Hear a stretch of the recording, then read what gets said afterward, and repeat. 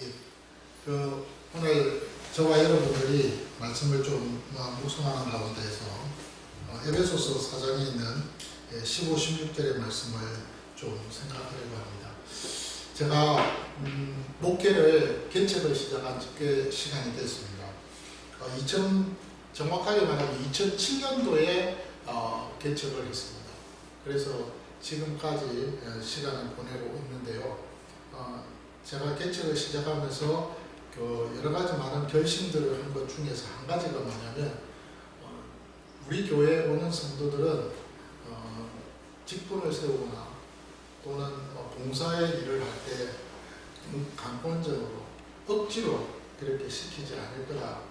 그들의 마음이 열렸을 때, 또 그분들의 마음이 동했을 때, 그때 그 봉사일도 직분을 감당하게끔 그렇게 하고 싶다고 그렇게 이제 마음을 결심을 했습니다. 이유는 제가 부교육자로 있을 때 한 10년 넘게 있었던 그 큰 교회가 진짜 직분을 세울 때도 강권적으로 직분을 세우고요.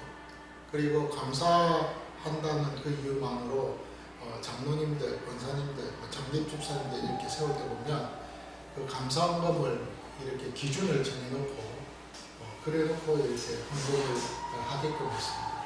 보통 장로님들은 1억 이상 기준금이 1억 이상이고, 그 다음에 권사님들은 4천만 원이고요.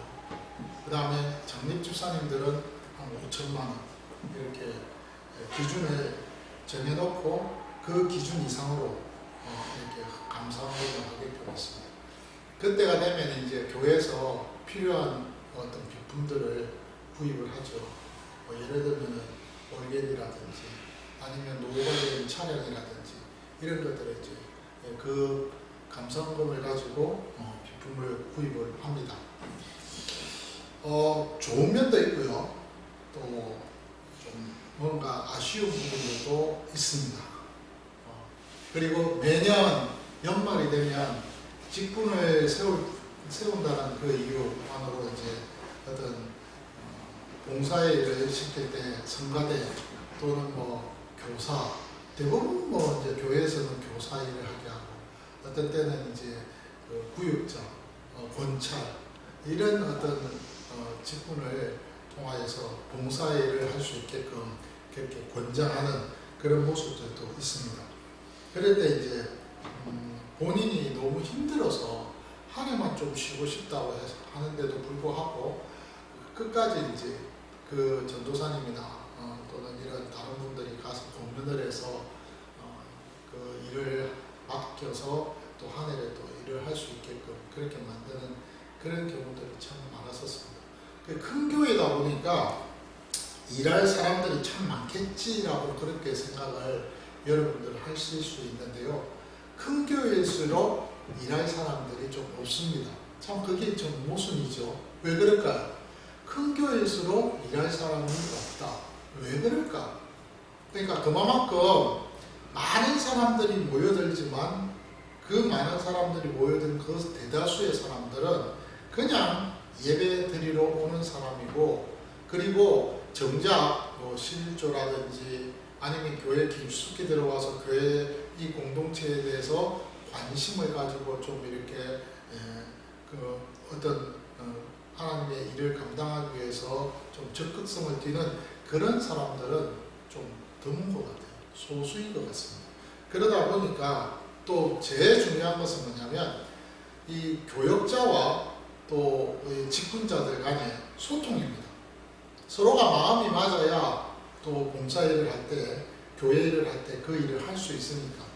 그러니까 교육자들은 욕심이 나는 거예요. 저분이 나와 마음이 통하고 좀 소통이 되는데 이분하고 좀 이렇게 일을 함께 하면 좀 더 원활하게 교회 일이 되어지지 않을까 싶어서, 그래서 좀 쉬고 싶다는 분을 끝까지 붙들고 놓지 않는 그런 경우들도 있고, 여러 가지 이유들이 참 많아요. 그런 여러 가지 이유들을 한 10년 넘게를 그 큰 교회에서 재정만 해도 한 2만 5천 명이거든요. 출석교인이 10,000명 가까이 됩니다. 그런 교회에서 한 10년 넘게를 있으면서 이런 모습 저런 모습을 보면서 저 나름대로 내가 만약 교회를 시작한다든지 개척한다든지 아니면 내가 청빙을 받아서 교회를 간다든지 할 때는 저렇게는 안 해야지. 저렇게 성도들의 마음을 상하게 한다든지 아니면 성도들의 마음을 쥐어짠다든지 그런 식으로 해서 직분을 세우기도 하고 또 그 어떤 봉사일을 하게끔 만든다는 것은 좀 이건 아니다. 정말 성경에서 나오는 그 말씀과는 뭔가 좀 반대되는 그런 모습이 보여지는 그런 것들을 봤습니다. 그래서 솔직히 저는 개척 시작하고 나서 지금까지 강권적으로 봉사일을 하게끔 또는 직분을 세우는 그런 일들은 없었습니다.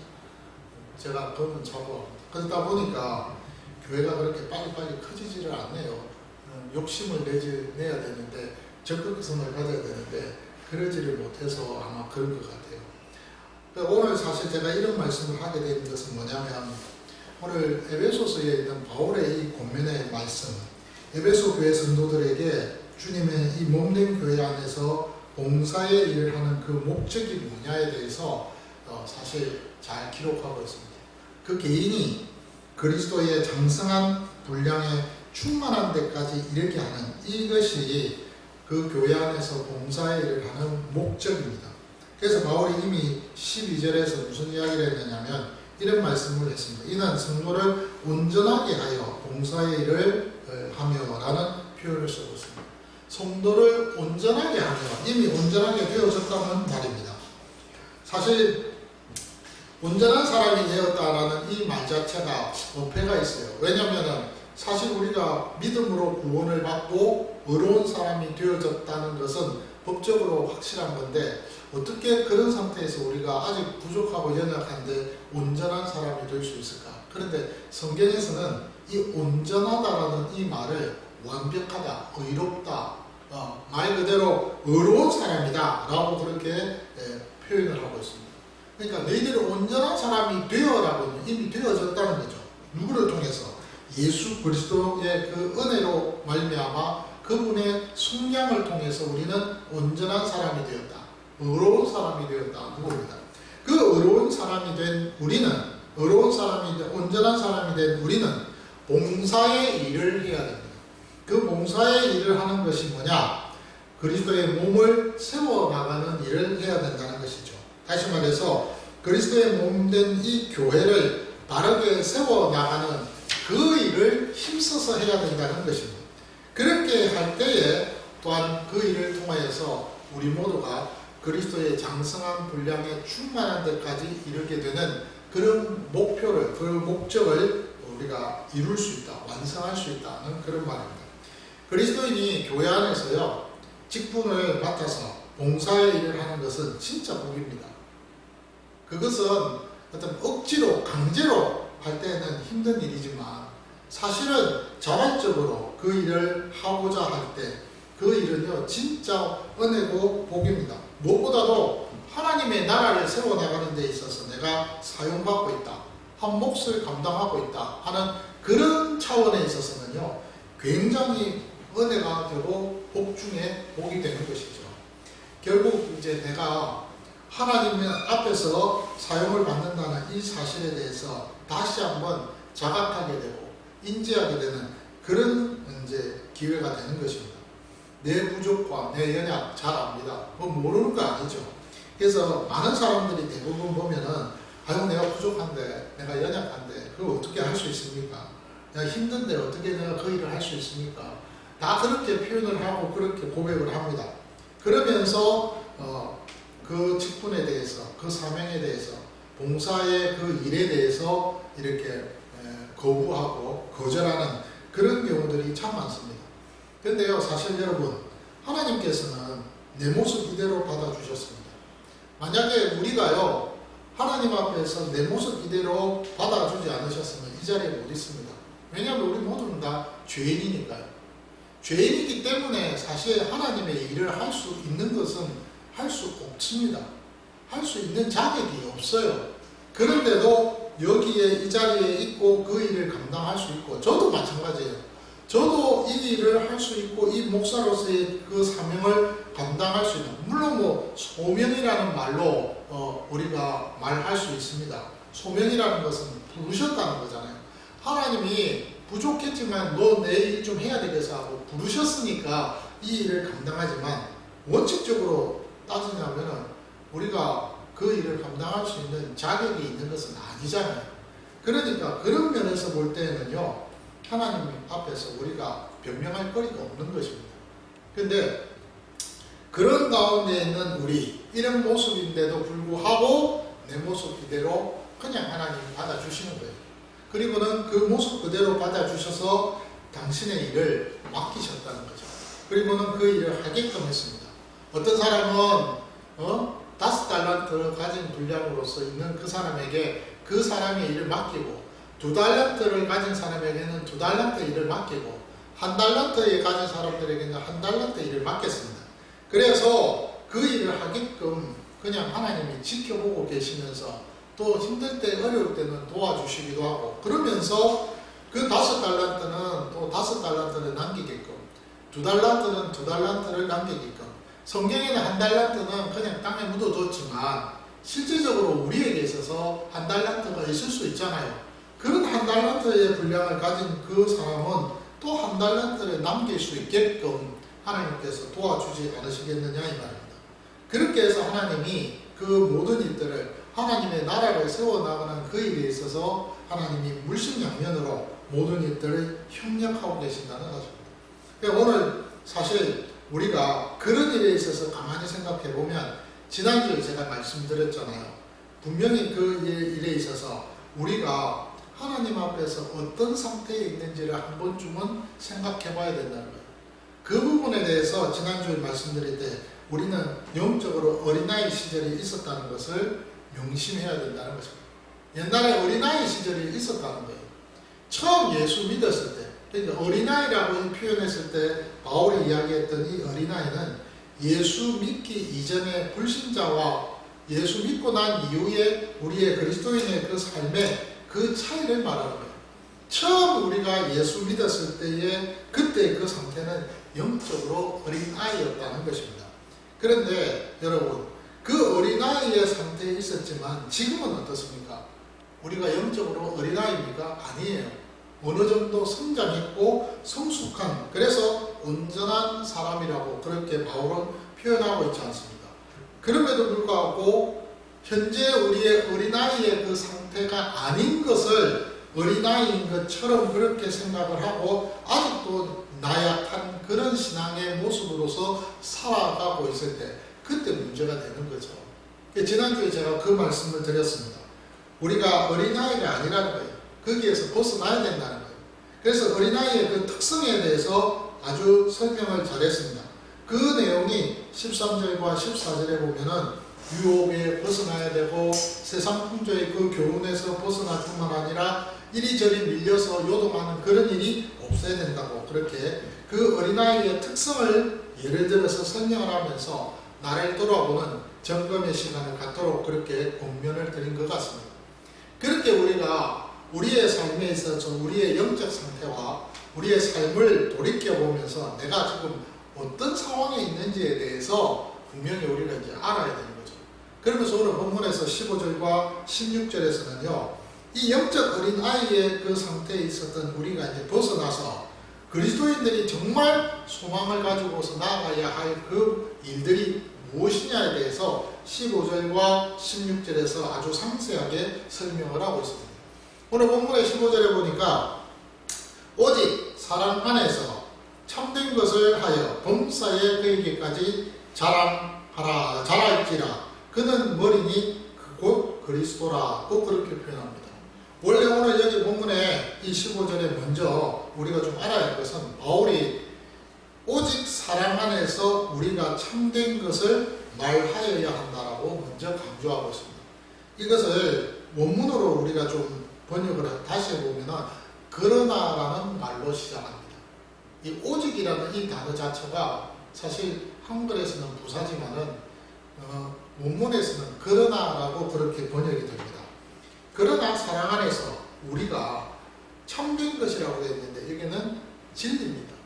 진리라는 것, 참이라는 것을 그 다음에 말하여야 한다라고 했는데 이 말한다라는 것이 원래 뜻은 입증하다는 뜻입니다. 그러니까 그러나 사랑 안에서 우리가 참인 것을 입증해야 된다. 우리가 무엇이 참인 것을 입증을 해야 하면서 살아야 된다는 거예요. 그렇게 번역이 되는 거예요. 그래서 오늘 이 본문에 나오는 이 내용의 말씀은 사실 14절 앞에 나오는 그 내용과 정반대의 내용입니다. 14절에서 나오는 그 내용이 뭐예요? 어린 아이처럼 사람들의 어떤 속임수에 또는 간사한 유혹에 빠져서 허우적거리고 밀려다니고 요동하고 그러잖아요.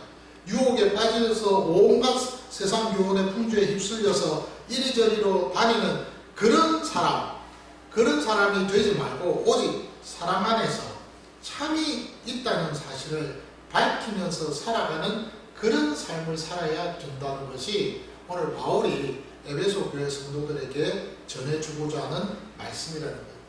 그렇다면 여러분, 이 참에 대해서 증명하는 방법이 뭘까요? 그것은 봉사의 일입니다. 열심히 봉사하는 그 봉사의 일을 감당해야 된다는 것이죠. 그리스도인이 봉사의 일을 통해서 참이 무엇인지, 진리가 무엇인지, 참된 것이 무엇인지, 그 힘이 어떤 것인지, 얼마나 위대한지를 보여주면서 그렇게 살아가는 그 삶이 진짜 하나님이 기뻐하시는 삶이 되어진다는 그런 말입니다. 이 진리를 통해서 힘을 얻은 자들이 교회 안에서 봉사의 일을 잘 감당할 수 있다는 그런 말이 되겠죠.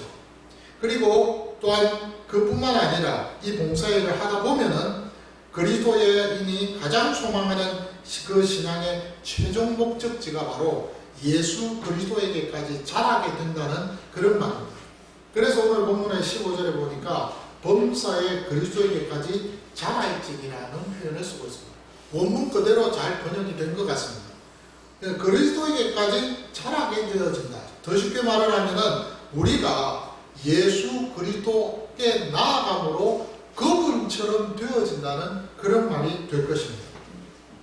그래서 바울이 지금 이야기합니다. 참된 것, 진리, 또한 이 참이라는 것, 여기에 우리가 초점을 맞추어서 정말 그 초점을 맞춘 그대로 그 참이 무엇인지를 밝히기 위해서, 입증하기 위해서, 이것이 뭔지를 알려주기 위해서 너희들이 교회 안에서 열심히 일 좀 잘했으면 좋겠다. 싸우지 마라. 라고 지금 바울이 권면을 에베소 교회 성도들에게 합니다.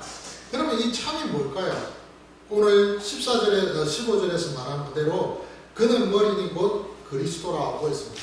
예수 그리스도 그분이 참이 되시고 진리가 되신다는 말입니다. 온전한 사람으로서 이 땅에서 교회를 통해서 그리스도의 몸된 교회를 세워나갈 뿐만 아니라 자신의 개인의 그 구원도 성화도 함께 이루어나가는 이 상황, 이것이 바로 하나님께서 바울을 통하여서 에베소 교회 성도들에게 가르쳐 주시는 말씀의 교훈이라는 사실입니다. 그렇기 때문에 여러분, 그리스도인은요 분명히 진리가 무엇인지를 알아야 합니다. 참이 무엇인지를 알아야 됩니다. 그 참된 것이 어떤 분인가를 알아야 됩니다. 제가 앞서 말씀드린 대로 참은 진리는 바로 그리스도입니다. 예수 그리스도가 그분이 진짜입니다. 요한복음 14장 6절에 보니까 내가 곧 길이요 진리요 생명이니 나로 말미암지 않고서는 아버지께로 갈 자가 없다라고 그렇게 마르다에게 예수님께서 직접 말씀을 하셨습니다. 그 마르다의 그 오빠를 살리기 위해서 직접 오신 예수님이 마르다를 직접 먼저 만나시면서 선포하셨던 말씀이 요한복음 14장 6절에 있는 말씀 아닌가요? 그 말씀에 예수님이 곧 길이요 곧 진리요 곧 생명이라는 표현을 썼습니다. 그 생명, 그 진리, 그 길인 것입니다. 그래서 예수님은 진리, 예수 그리스도는 진리입니다. 참이십니다. 그런데 그 참된 그분이 지금 우리에게 말씀하시는 그 내용이 뭡니까? 그 참이 진짜라는 것을 너희들이 봉사의 일을 통해서 증명하면서 입증하면서 그렇게 신앙생활을 했으면 좋겠다고 그렇게 바울을 통해서 공면하고 있는 것입니다. 오늘 이 참에 대해서 한번 좀 생각해 보아야 할 것입니다. 진리가 무엇이냐? 이 예수 그리스도를 알려주고 가르쳐줄 수 있는 그 성경의 말씀을, 그 권위를 우리가 인정해야 할 것입니다. 그렇죠. 예수님이 누구냐? 예수님이 어떤 분이시냐? 예수님이 그리스도가 되신다 하는 그 사실에 대해서 우리는 알고 있지만, 그것을 우리에게 가르쳐주는 이 성경 말씀, 66권의 이 하나님의 말씀의 이 권위를 우리가 인정하고 믿지 않으면 불가능하겠죠. 맞잖아요. 그러니까 성경의 이 권위를, 이 말씀의 권위를 우리가 확실하게 붙들고서 믿고 나아가는 이 모습 분명히 있어야 됩니다. 그러면서도 성경 안에서 가르쳐주고 있는 기본적인 교리가 뭡니까? 예수 그리스도를 믿어야 구원 얻는다. 이신덕의, 이신덕구입니다. 이 기본적인 교리만큼은 우리의 신앙 고백으로 확실하게 가지고 있어야 되지 않겠습니까? 그런 가운데에서 우리가 우리의 신앙생활에 있어서 하나님을 찾고 찾는 이 시대에 우리가 제대로 대변할 수 있고 입증할 수 있지 않습니까? 지금 이 시대는요, 하나님이 없는 시대입니다. 하나님을 모르는 시대가 아니라 하나님을 부정하는 시대입니다. 그러니까 하나님이 있다는 것을 알면서도 그 하나님에 대해서 부정하고 믿지 않으려고 하는 시대가 바로 지금 이 시대입니다. 얼마나 안타까운 시대입니까? 그렇잖아요. 예. 지금 교회 안에 정말 신앙생활을 열심히 했던 사람들도 이 교회를 떠나고 있습니다. 30대, 20대 젊은이들이 교회 오는 것을 거부하고 있습니다. 그냥 예수 믿는 것 자체에 대해서는 모두가 좋게 생각합니다만, 교회의 공동체라는 이 공동체 안에 들어오는 것은 거부하고 있습니다. 왜일까요? 그것은 여러 가지 많은 이유가 있지만 그 중에 하나가 뭐냐면, 우리가 그들에게 참이 무엇인지를 입증하면서 제대로 봉사 생활을 하지 못했기 때문에 그런 이유가 될 수도 있다는 것. 그 부분을 여러분 우리가 분명 알아야 할 것입니다. 우리가 하나님을 존재를 증명하는 데 있어서 많은 방법들이 있습니다. 어떤 사람들은요, 철학적인 시도를 가지고서 이렇게 뭔가를 하려고 합니다. 근데 사실은요, 불가능하죠.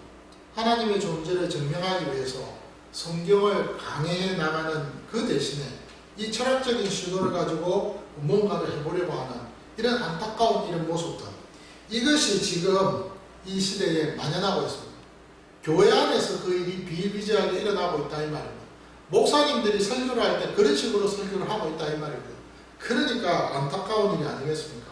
예? 설교할 때 나는 이렇게 생각합니다. 저는 이런 결론으로 도달했습니다. 그런 표현이 아니라 주님께서 말씀하셨습니다. 주님께서 말씀하셨습니다. 성경에서 이 말씀이 이렇게 전해지고 있습니다. 라고 강하게, 담대하게, 확실하게, 용기 있게 선포할 수 있는 그런 교회 안에 모습들이 있어야 되지 않겠느냐.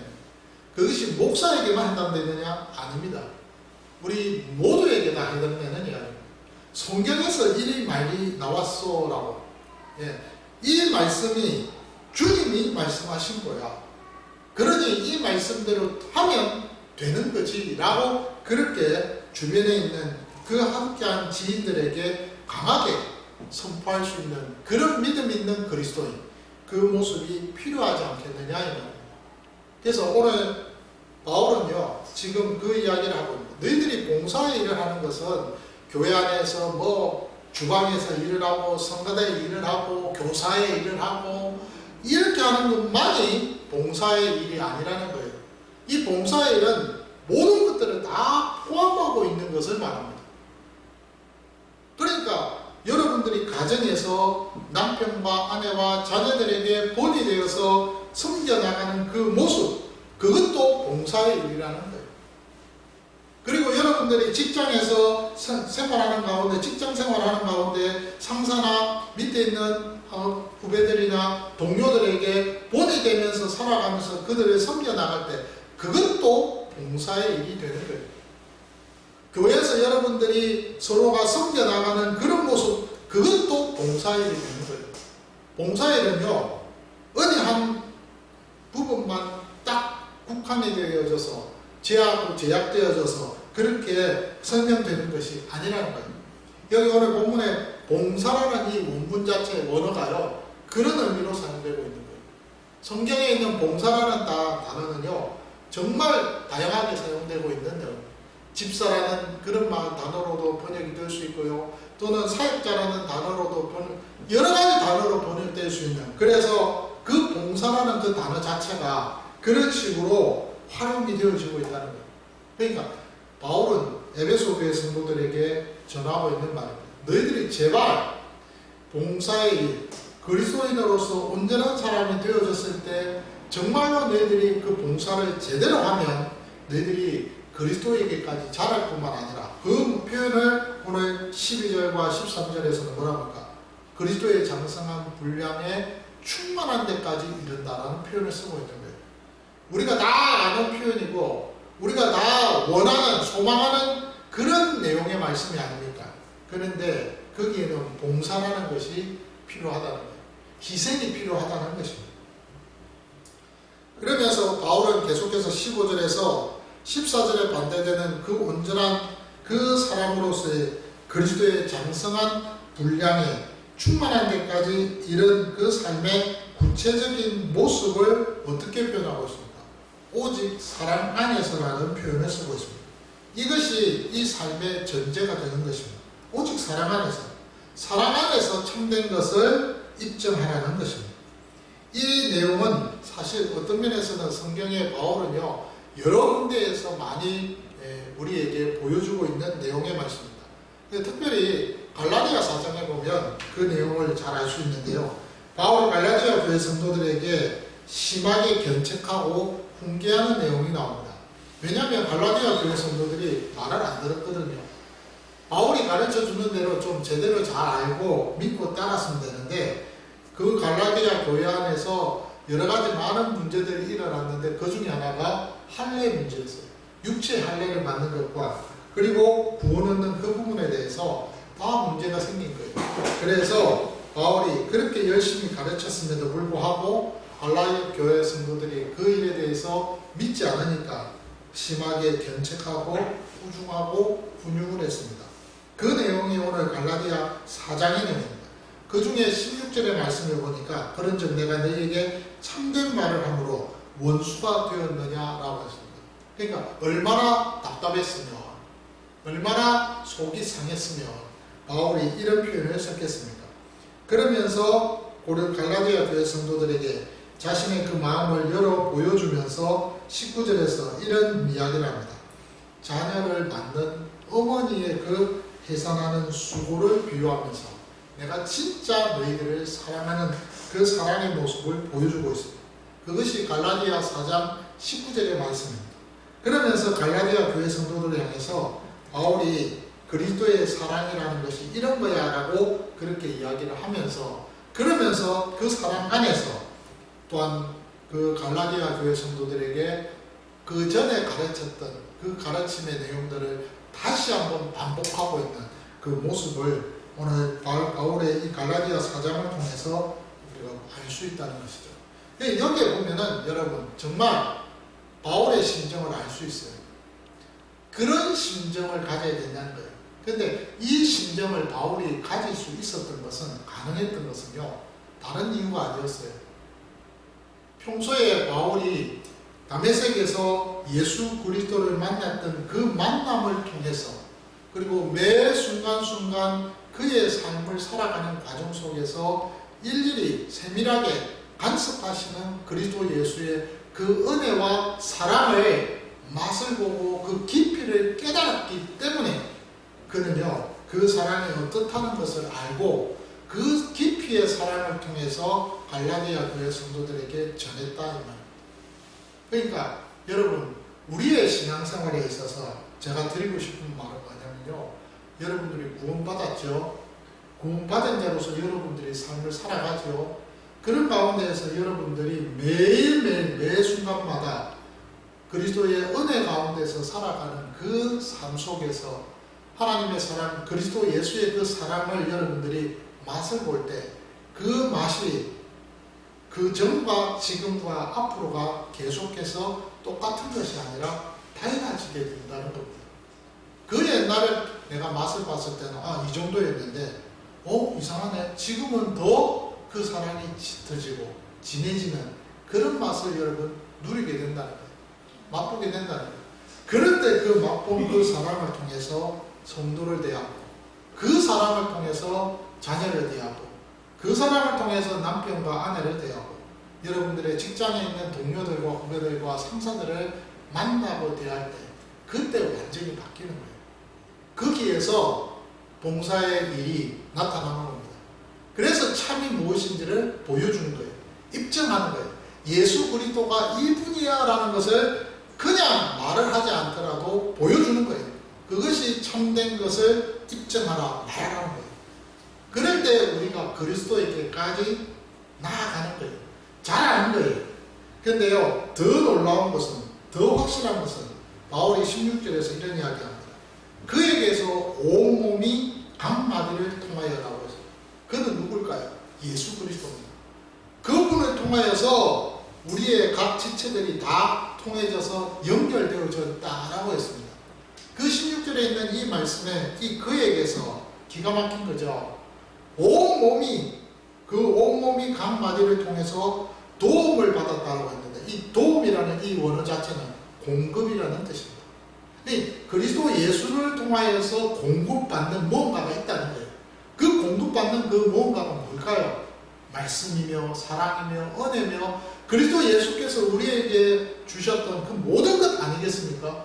그 모든 것을 우리는 공급을 받아 결합이 되었다는 거죠. 연결되고 결합되었다는 거죠. 하나가 되었다고 했어요. 그래서 각 지체의 분량대로 역사하여라고. 그 분량이라는 것은요, 다 차별이 있다는 거죠. 그러나 그 차별이 있다고 해서 만족이 없습니까? 아니에요. 만족하다는 거죠. 그러면서 그 몸을 자라게 하여 사랑 안에서 스스로 세웁니다. 그 공급받은 대로 봉사일을 하면요, 우리가 그리스도의 몸된 교회가 자랍니다. 자라는 거예요. 내가 자란다는 표현이 아니에요. 그 몸을 자라게 하면, 이 말은 뭐예요? 교회가 성장하고 부흥하고 자라고 완성되어져 간다 이 말입니다. 하나님의 나라인 교회가 세워져 간다 이 말입니다. 그렇게 세워져 가는데 그 다음 말씀, 사랑 안에서 스스로 세우는 일. 이건 개인이에요. 그 사랑 안에서 나도 뭐예요? 스스로 그렇게 봉사일을 하다 보니까 세워져 가는 것을 누리며 맛보며 경험하게 되어진다 라고 이렇게 말씀하고 있습니다. 오늘 우리 여러분들, 이 말씀을 제가 묵상을 하면서 지금까지 몰랐던 것을 깨달았습니다. 그게 뭐냐면 여러분, 저는요, 말씀을 묵상하는 가운데에서 단순히 옛날에는 이 갈라디아 4장 12절 13절에 있는 이 말씀, 우리는 그냥 그리스도의 장성한 분량에 충만한 데까지 이르는 것, 이것이 내 목표고 내가 이것을 원해야 된다는 거예요. 그렇게 하려면요, 봉사를 해야 돼요. 희생이 있습니다. 희생이 있다. 시간도 희생해야 되고요. 여러분들의 에너지도 희생해야 되고요. 여러분들의 주변의 삶도 희생해야 됩니다. 어쩔 수 없어요. 그런데 그렇게 희생을 하면 그 희생 속에서 또 하나의 열매를 맺습니다. 그래서 누가복음에 보니까 작은 씨가 땅에 떨어져 죽지 않으면 어떻게 된다고요? 많은 열매를 맺을 수가 없습니다. 그게 희생이에요. 희생을 해야 열매를 맺는다는 것입니다. 여러분, 우리가요, 하나님 앞에서 희생되어져야 되는 부분들이 분명히 있습니다. 분명히 있습니다. 제가 이런 말을 하면 좀 죄송한데, 우리 후배 중에 목사님 한 분이 계십니다. 우리 시찰에 있는 목사님이신데 나이가 저보다 어려요.